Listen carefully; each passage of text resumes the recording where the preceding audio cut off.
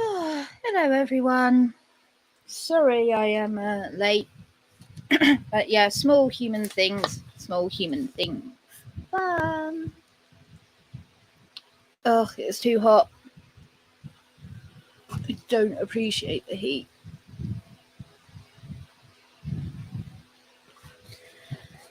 Oh, right. How bad is the sound of the fan going? Like, is it really bad? Do I need to turn it off? Please don't say I need to turn it off. I don't want to die.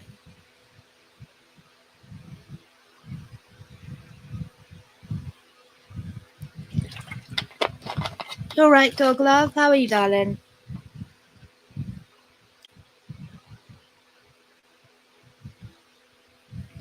Ah, shit. Poor Ginger. Didn't even have a soul to go to heaven with. Shame. Awesome. You can't hear the fan. Oh, that is good. Yay.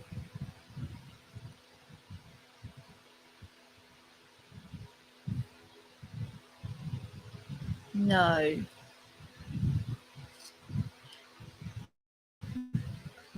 Oh, thank fuck.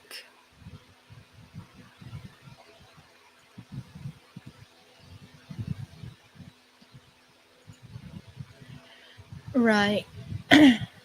I have not had much time to get certain things sorted, unfortunately. It's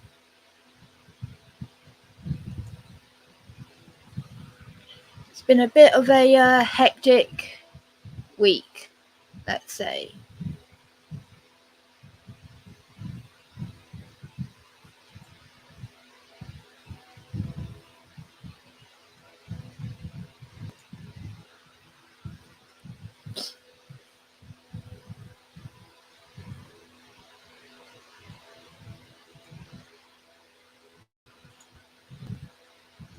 I'm glad you're doing all right, dog darling. So the internet was meant to be sorted yesterday. It wasn't because whoever, the guy that booked it all, he was lovely, right? He was so fucking helpful. But I told him that it needed to be like installed, that the fiber hadn't been done, and that wasn't really paid attention to. And they were like, "Oh yeah, no, we have to redo this whole thing." So it's going to be even longer without proper internet. But again, thankfully, my neighbour is absolutely amazing, and she's letting me use her internet for the time being. And she also gave me an in. So I'm going to be doing a DNA test. So that should be fun. Hopefully my toxic breath don't kill the person that has to open up that vial, but take a dangerous job.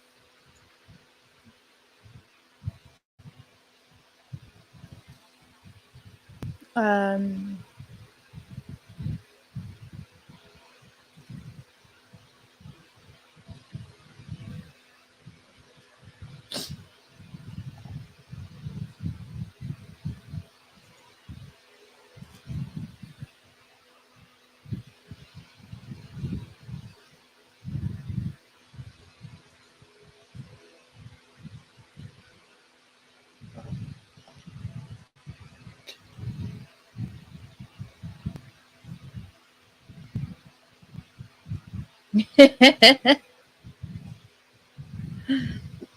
Oh, that would be hilarious, Professor Curious. Now, I know who my dad is.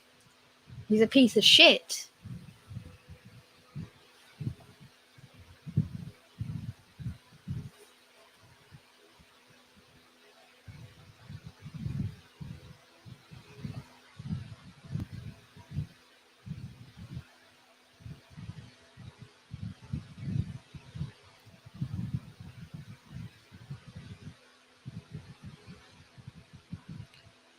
Um,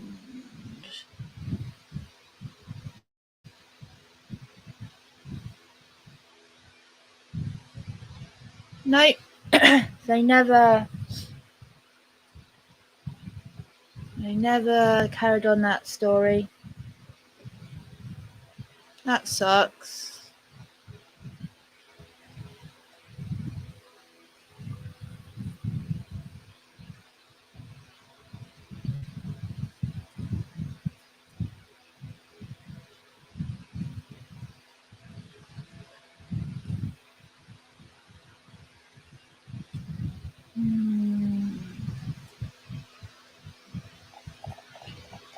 Why is my history not working? I had it all saved there. Oh, you're right, James, darling. I hope you're doing good.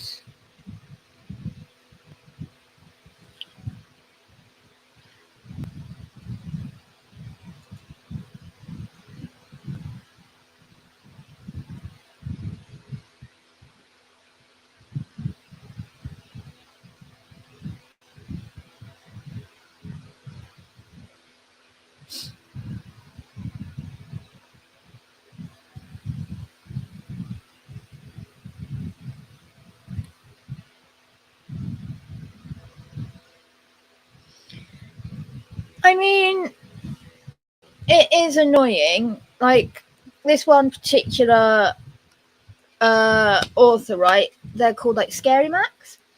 I've read a few of their stories because, like, I do genuinely really like them. Like, I really do think they're good.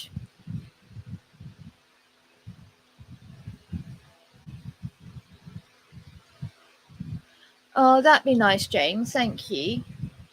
Yeah, like, this dude has written so many, and he will write one, cliffhanger it, then start another one, and it's like, please finish it before you write more. He has so many going, and it's like, okay, I get it.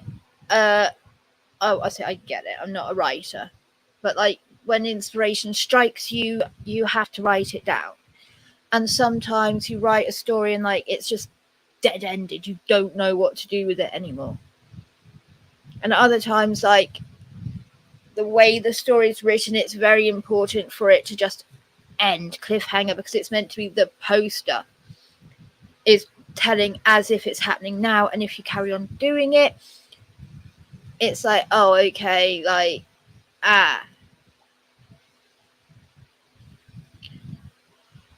because like there are intricate stories where like there'll be this person will make different accounts and post different stories and they're entwined together and they'll comment to each other, and like it's almost like a ARG, but not, because it's not a game.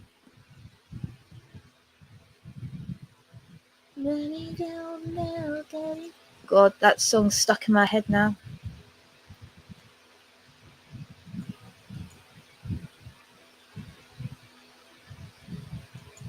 How have I not recently viewed anything?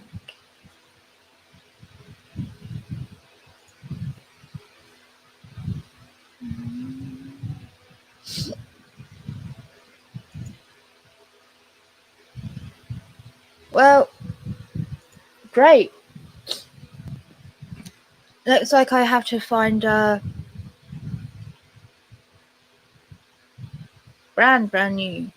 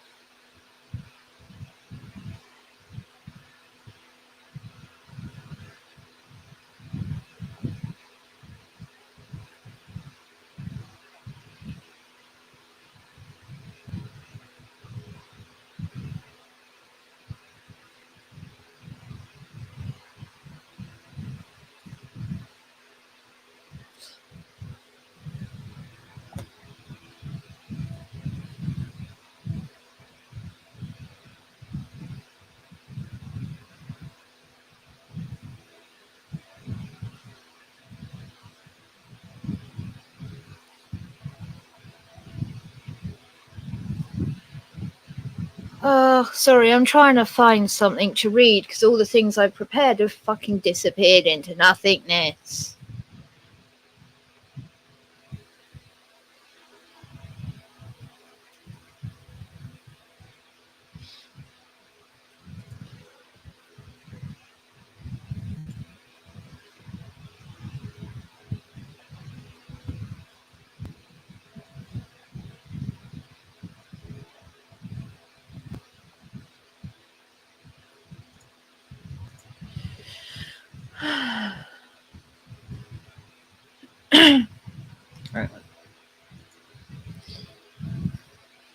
I'm so fucking professional.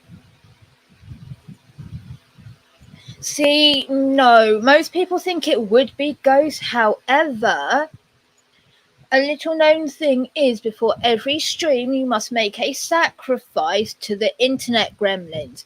If you do not honor the internet gremlins, then they are not happy.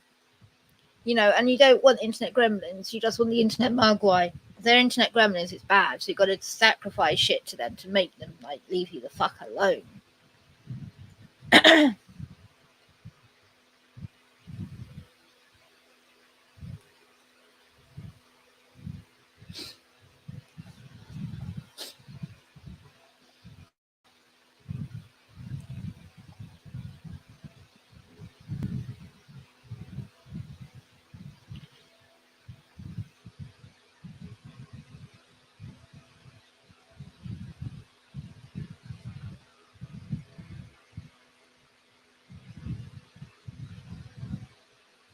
Yeah, but I don't live in America. How did it get here? Like, I don't remember mail ordering one.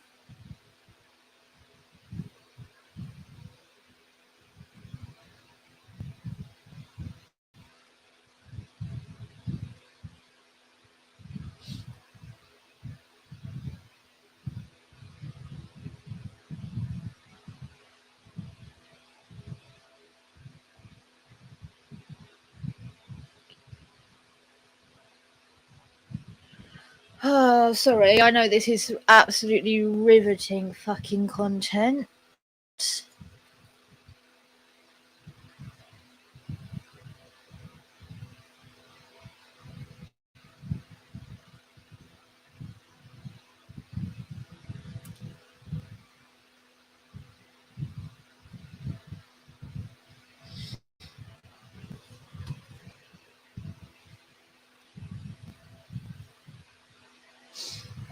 Yep, skinwalkers are the big thing right now. And you can't forget the obligatory saying skinwalker and wendigo interchangeably.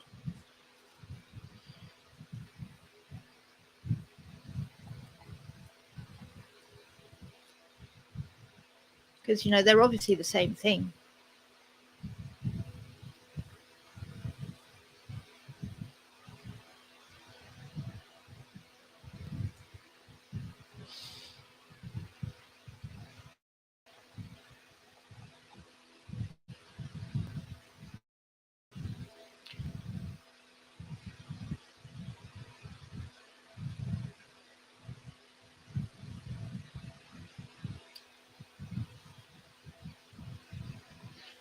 Do you know what?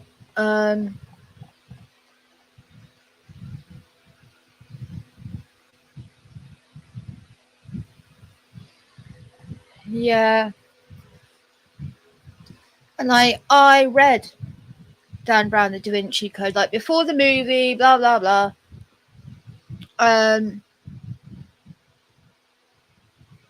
But yeah, like I read that. Oh, God. I must have read it when I was like 13, I want to say.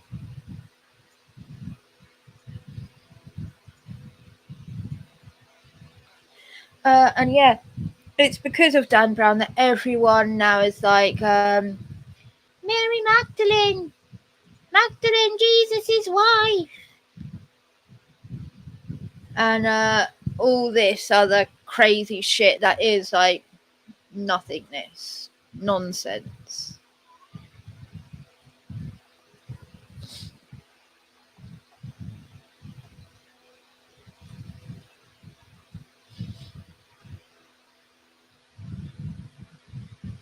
Okay, this is quite upvoted. It is on Scary Short Stories by Zithero.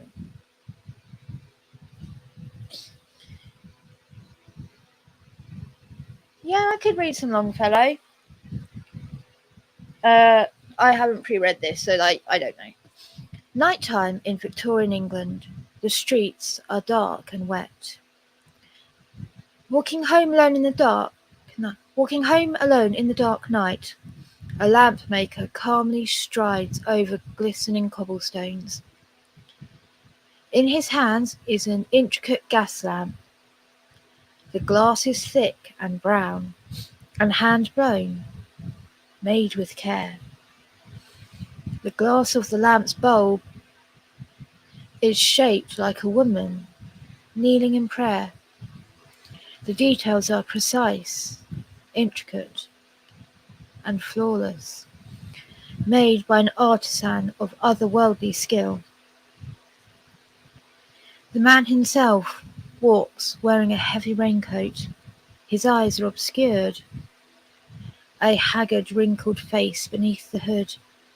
His thin lips take laboured breaths as the lamp lights his way. Approaching from the other direction is a woman, walking out from darkness. From her elegant hat and umbrella to her frock, she was a woman of class and privilege, walking the streets in the evening without concern.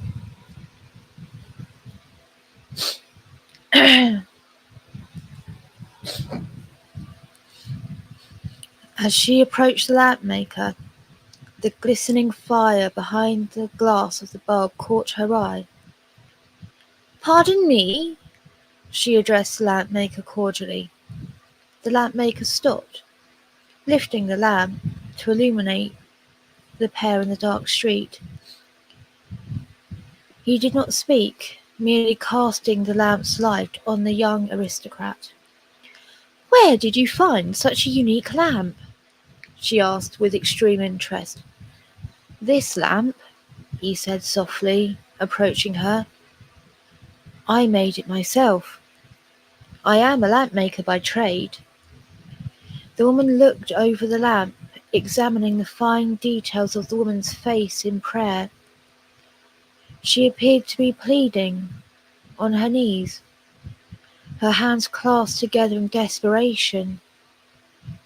The emotion captured on the glass was so powerful, so much so that the flickering light behind her face made it appear as if she were crying. The aristocrat half expected the bulb to begin to sob. "You are quite the skilled artisan," she said. "How much do you sell these lamps for?" "There is no price," the lamp maker said, "which I can name." He offered her the lamp. "Please, tell me what you think it is worth." The woman reached out for the lamp, and as he handed her the handle, it slipped from her gloved hand. The woman heard a shriek, which she dismissed as her own, as the lamp crashed down and shattered on the cobblestone road. Sorry, the lamp is blowing right in my eye. The fan. I'm gonna need to turn it on.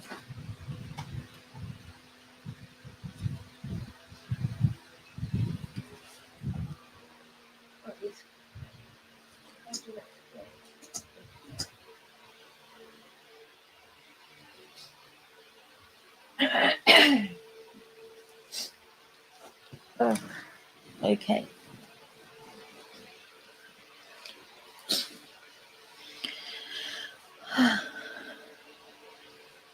Rather than the oil bursting into flame, the flame vanished in a puff of white smoke, leaving the woman and the lamp maker in darkness. "Oh my, I'm so sorry," she looked at the lamp maker. "I will replace your beautiful lamp. Name your price." The lamp maker smiled an eerie grin, his teeth brightening in the darkness around them. "That's fine, love," he said, his hand reaching out for the woman before him. "I'll just take yours."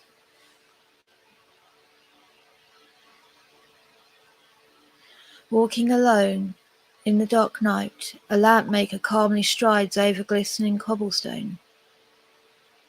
In his hand is an intricate gas lamp.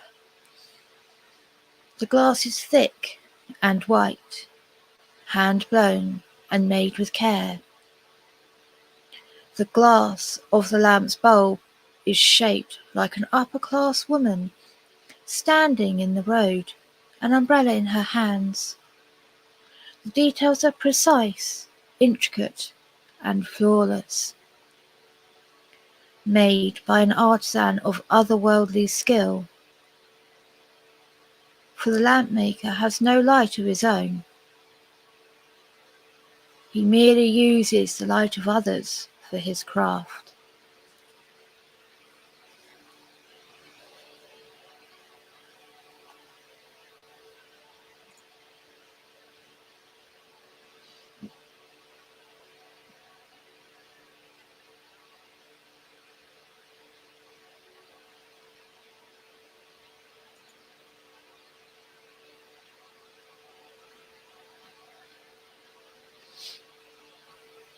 Yeah, I quite like that one.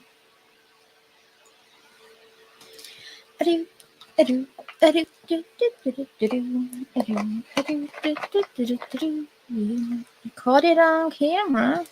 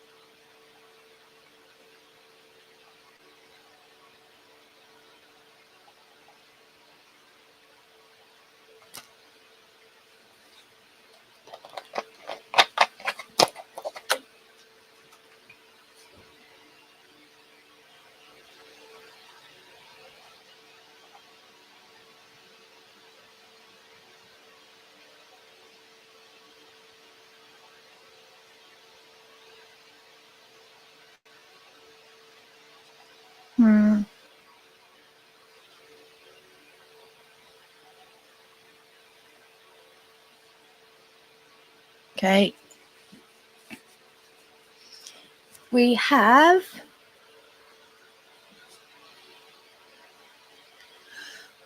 I was alone during my stay at the ranch. Everything was fine until the knocking started. Same subreddit by user Killblade.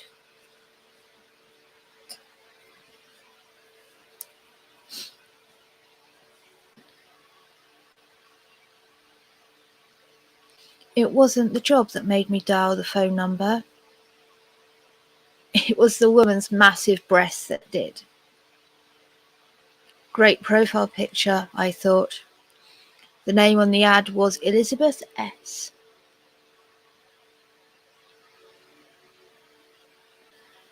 Awesome. Thank you, Brainless Love.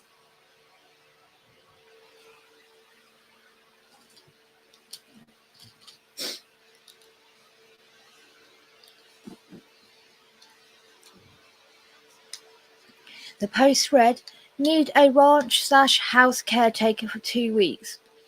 Responsibilities are pet feeding, lawn care, and plant care. Pay is negotiable." It seemed like a pretty decent job. Similar jobs in the past had paid somewhere between 800 to 1,000 a week. I dialed the number on the post. 10 seconds later, a female voice answered. Hello? Yes. My name's Caleb Scott. I saw your post on housesitters.com. I'm interested. Oh, that's fantastic.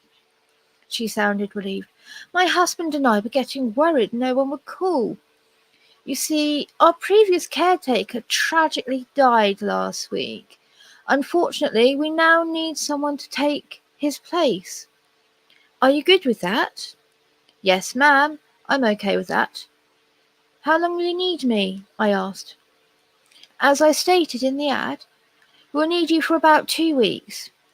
At least until we can find someone permanent. How does $3,000 for 2 weeks sound? I was extremely surprised at the price she gave. I didn't even have to haggle with her. That sounds great. All right then, we're going to need you ASAP, tomorrow if possible. My husband and I are going on a week vacation, and we need you to be here immediately so we can show you around the ranch and sign our caretaker agreement papers. Would 9 a.m. be possible? We talked for a few more minutes, exchanging information. After I got off the phone with her, I checked to see how far the place was from my apartment. I live in San Antonio, and Google Maps showed that the location about 110 miles south. ...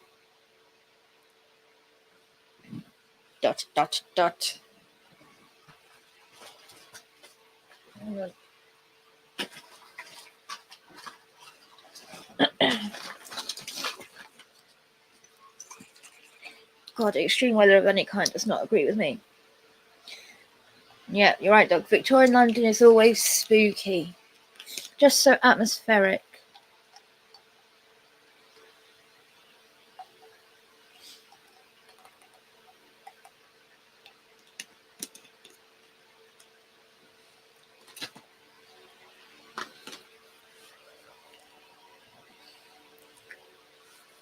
Later that night, my friend Jerry invited me over to his house for a dinner of beer and steaks.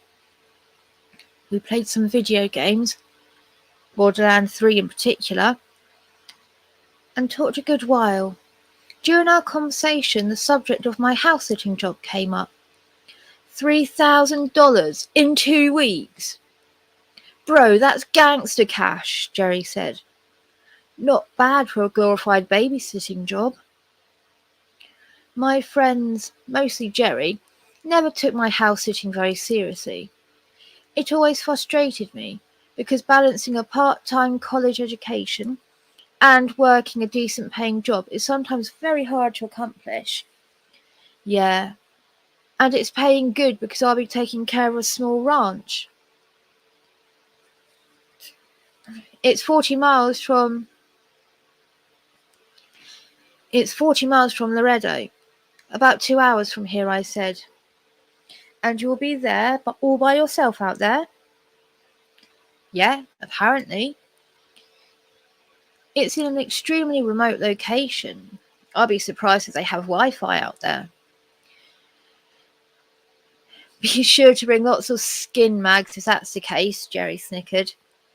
You said it's near Laredo? You should totally give me the address. What for? Jerry explained. I'll be in that neck of the woods Wednesday to visit my aunt for her birthday. On the way down, I'll give you a visit. Sounds good. An hour later, I left Jerry's house. When I got home, I packed my bags and went straight to bed. Monday morning came. I woke up at 5 a.m. and left home in my beat-up Honda Accord. With the drive being 2 hours long, I decided to listen to my favourite Hugh Laurie album, Didn't It Rain, to make the drive at least halfway bearable. I made 2 bathroom stops along the way, the first being at a filthy gas station, and the other a Taco Bell, where I bought a burrito for breakfast. I was on Highway 35, heading towards Laredo, when Google Maps directed me to take an exit that led me to a private road. I drove on that road for maybe 15 minutes, until I realised Google Maps was giving me inaccurate directions. I tried calling Elizabeth S. to get the right directions to the house, but there wasn't any cell service. I drove for a little while longer, until I saw a pickup truck coming down a smaller dirt road on my left. The driver slowed his truck and rolled down the window. The driver was a farmer type, in his mid-50s, with a cigar stump in the corner of his mouth. "You looking for the Spellmans?" he asked. Yes. How do you know?" "Well, sides me, they're the only ones here, and I sure as hell weren't expecting company. What's your business out here, kid, if you don't mind me asking?" "Well, I'm their new caretaker. I'll be here for nearly 2 weeks. That's if I can actually get to the house. Can you point me where I need to go? I'm a bit lost." "Just keep heading on down ways you're going, and you'll come to a cattle guard on the right side of the road. House is a quarter-mile down that turnoff." "Thanks, I appreciate it a lot, Mr. James Colton. If you ever need me, my house is down this road." He shot a thumb behind him. I looked in the direction of where he was pointing, his thumb pointing down the road from which he just came. "Okay. Thanks, see you around."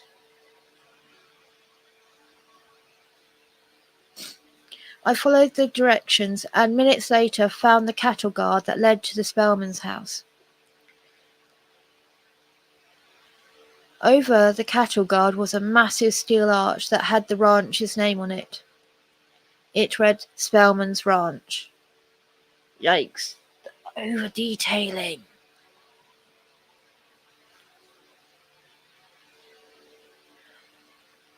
I followed the I turned right, going under the steel arch. A short drive later, I finally arrived. The ranch house looked fairly new. It was painted a sandy tan colour, with silver metal roofing, and the windows with steel bars on them. The fact that the windows were barred made me wonder. Did Bigfoot break into your house? I thought. Behind the house, in the backyard, was a chicken coop, dog kennel, campfire area, and a decent-sized metal barn. All the proper ingredients for a ranch house. Far off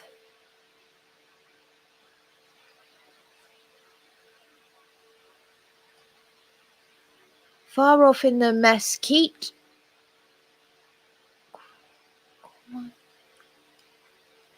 I don't know this word. This is it. Hang on.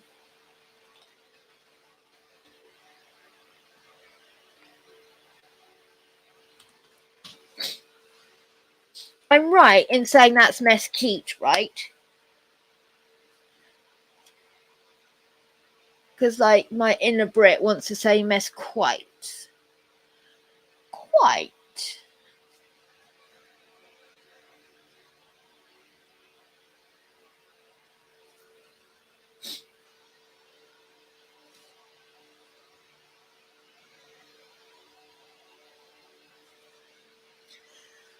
Oh. Do you know what? This is fucking long. Slim Street will be starting soon. I know I've got extra time, but still. Yeah, mesquite is a tree, right?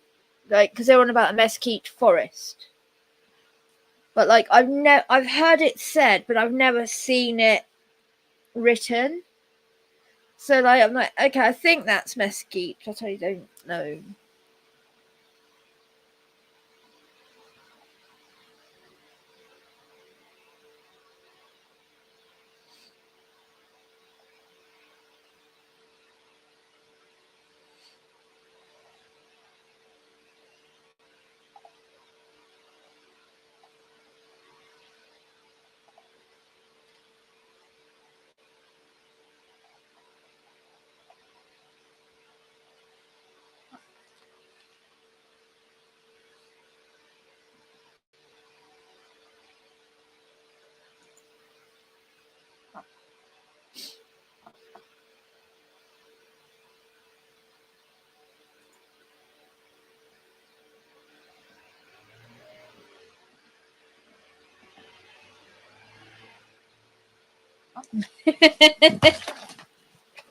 Yeah, it's less quiet now.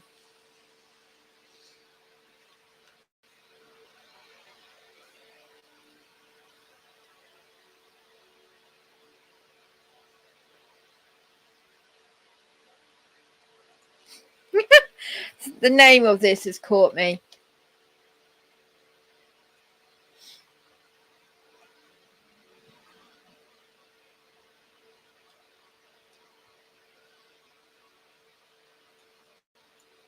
This is called Witch Fucker. I may have missed some obvious signs. There was no doubt that things had been strange that night, although at the time I was too distracted to notice. It was a Thursday night. My favourite bar was slower than usual. I was on the prowl that night, looking for something to sink my teeth into. I hadn't been properly satisfied in months. The last few hookups had left something to be desired. I scanned my options for the evening, not really feeling confident enough to approach the stunning blondes gossiping away to my left, yet not desperate enough to strike up a sure thing with the middle-aged tramp to my right. Instead, I kept ordering drinks, not really feeling their effect the way I would have liked. No matter, the surly bartender kept serving me after most would have cut me off. His gravelly voice interrupted my buzz. "This is from the lady over there. She's been eyeing you all night. Maybe you ought to sit over there, eh?" He motioned behind me and slid me a glass of red wine, clearly trying to get me away from him. When I turned to see who had sent the wine over, I was taken aback.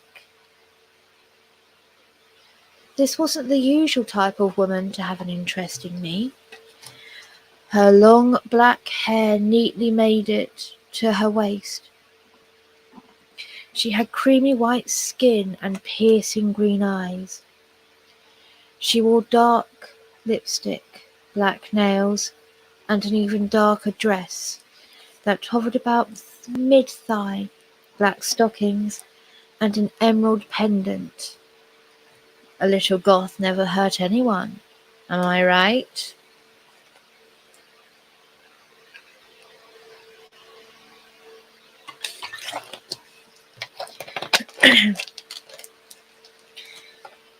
I approached her with my usual grace and charm. "To whom do I owe the pleasure?" I asked, gesturing to the chair next to her questioningly. She smiled, pushing the chair out with her foot for me. "Sybil, you look like you could use some company." Her voice was slow and sultry. Her eyes kept on mine, subtly licking her lips. I was already quite aroused. It seemed like she was as well. We made some small talk for a while. I started having a really difficult time remembering what was being said as I got to the bottom of the glass. All I could focus on was her mouth, her tongue peeking out across her dazzling teeth suggestively. Eventually, she leaned forward and whispered to me, "I know you want to go home with me. What are you waiting for?" When we went outside after that. I pulled her tightly onto me as her tongue explored mine. She somehow hailed a cab as we were groping each other. Her hands found their way up my thighs, unzipping my pants and raking my pubic hair with her fingernails. I noticed the driver's eyes kept peeking into the rearview mirror. Sybil seemed to notice too. "It's always a trap, Ollie man. Never trust goth pussy." Eyes forward. She pointed a long finger towards him, and his head snapped back to the road, never wavering from it for the rest of the journey. She kept a tight grip on me, stroking and caressing while she gently bit my neck. "Stop here, thank you," she addressed the driver again, swiftly exiting the vehicle. I had to take a second to adjust to the transition. I looked out the window, surprised to see a dark cottage surrounded by twisted trees. We had left from downtown, where scarcely a tree could be found, and had only driven for 10 minutes. How were we so far into the wilderness now? I didn't have time to ponder, though. My throbbing member was in charge at the moment. Strangely, the driver didn't ask for payment. As soon as I got out, he drove away without another word. No expression on his face. Weird, but not enough for me to linger on it. I quickly caught up with Sybil at the front door. We entered our home, which was anything but what I had expected. Her vast collection of books were carefully displayed on homemade shelving, all leather-bound and looking to be hundreds of years old. The fireplace was crackling softly. Despite the fact we had just arrived, the logs were barely singed. Sybil took my hand and pulled me around the corner, leading me to her bedroom. Her veiled bed frame appeared to be made from bone, maybe ivory.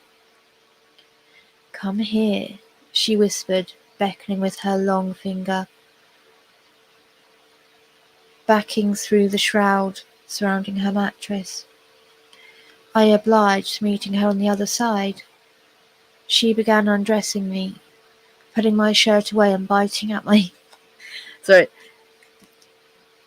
pulling my shirt away and biting at my nipples. Ah! As she continued to stroke my exposed. This is turning into porn.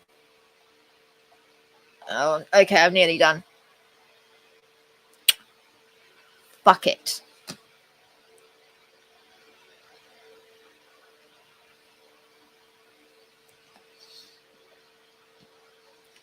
She began undressing me, pulling my shirt away and biting at my nipples as she continued to stroke my exposed genitals. I felt like I was living out some kind of fantasy, all of it too good to be true. "You wait here," she whispered, finally pulling away, leaving me panting on her bed. I watched her slip through the curtains with a grin on her face. Eagerly awaiting her return, I was ready to explode. It took a lot of willpower to remember what I was doing here. "What do you think?" Sybil returned, her dress now replaced with blood-red lingerie. She crawled towards me. Excuse me. She crawled towards me, from the end of the bed, pressing her breasts together as she stared at me hungrily. I could hardly contain myself any longer. I lunged at her, gripping her forcefully and pulling her skin onto me. As we lay pressed together, I started to notice the glowing light around the bed. It was greenish, not very bright, but easy to notice. I stared at it for a while, trying to figure out what it was. Again, I was distracted from my thoughts by Sybil, her hands sliding down my body, her tongue twisting around me, teasing me. I closed my eyes, writhing in ecstasy, letting her overwhelm me and take me. It seemed to go on for hours. Sinister shadows morphed and shifted on the ceiling. I paid them no mind. When I couldn't take much more, she ended the fellatio with a kiss, reaching down and removing her crimson panties.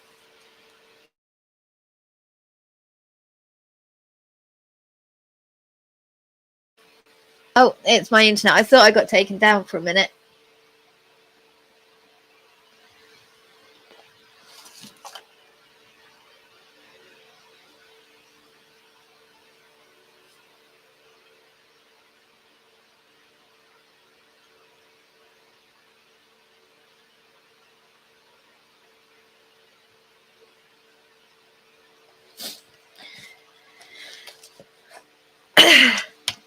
As she climbed atop me, I reached up and took her by the throat. She didn't resist. She looked down with lust in her eyes, even as my grip tightened. Once I was inside her, I noticed just how cold she was. Practically ice. As she rode me wildly, my fingers started to rip onto her skin. Blood dripped onto my face. I looked up into her eyes, the green irises now replaced by pure black. "Now can you see me?" Her voice was gruff, guttural, her face twisting into a sinister snarl. I gasped, trying to pull myself from her, but it was too late. I had made a fatal error. "I knew what you were, you fool. I knew what you were there for. How could you not see what I was?" she shrieked down at me, our motion becoming more vigorous still. The shadows above had changed to ghostly faces, faces of the women I had murdered for my own needs, the faces of the women I had lured, much like the witch had lured me. They leered down at me with malice, hissing, screeching. I was at her mercy, unable to escape now. Our hips ground together painfully. She was picking up speed relentlessly.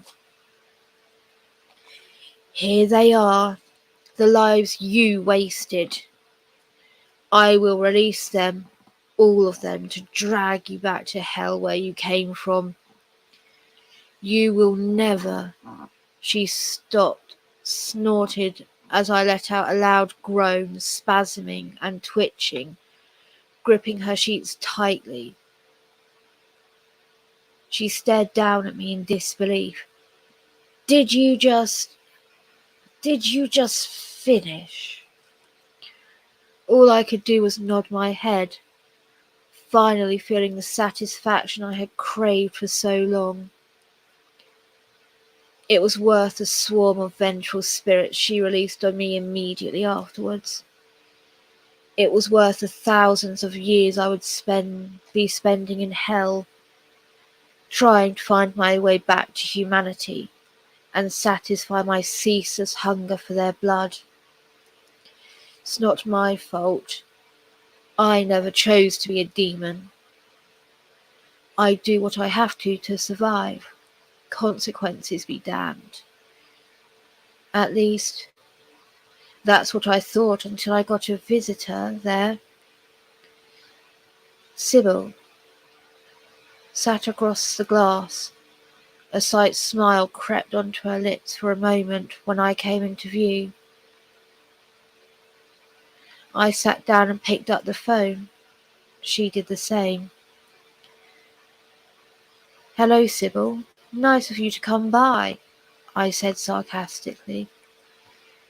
"It is, isn't it?" she replied, staring at me icily. "You already got me sent back here. What do you want now?"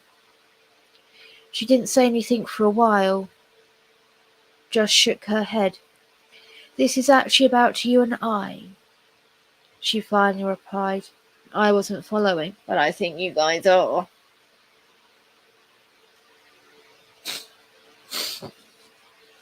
She reached into her purse and pulled something out. It was a piece of paper that she unfolded, pressing it to the glass for me to see. Is that really what I think it is? I gasped, feeling the room spin. She nodded grimly, folding it back up and putting it away. I have to get going, but I'll be back. We have a lot to discuss, she said, speaking softly. I watched the guard let her out, the phone still in my hand. Numbness shot through my body. I walked back to my cell in total shock. It was impossible to imagine what would happen. I had never heard of anything like it before. Maybe it was a first. The ultrasound had only left one question in my mind. What happens when a demon impregnates a witch?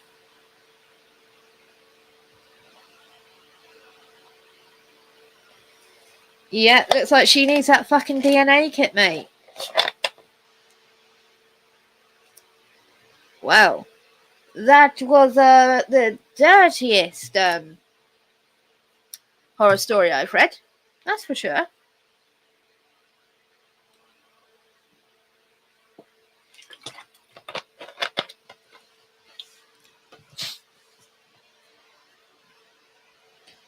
Right. It is time for us to go to Slim Stream, I believe.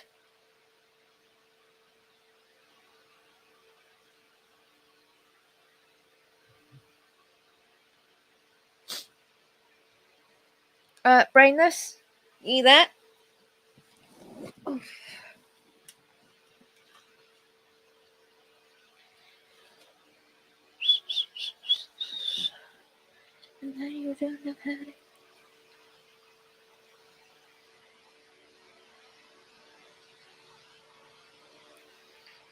Yeah.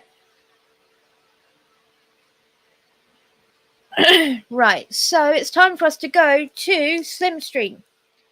Brainless has popped the link there. Now, quickly, yada yada blah blah blah. I'm gonna try and put some content out for Gay Pride. Yay! Excuse me. So there are certain things to do with the history of Pride that, history I want to talk about. I wanted to talk about like the first, one of the first documented, fully transitioned people we have, because like fully transitioned is the key word here, because there were people that like socially transition, partially transition, because they would have had things like they would have been castrated, things like that, all throughout history. That's just a thing. So yeah, and also the first actual that we know of, like gender clinic, which was in the 1930s in Germany. Right, that's fucking fascinating. So I want to do a video on that. So I'm going to try and get that done. If I can't do a video form, it's going to be live stream. So there's that. Yeah. So I need to fuck off to the sim stream. We're going to get like he's going to be drunk and talking about new shit, and it's going to be funny. And I think we need a laugh after that fuck fest, quite literally.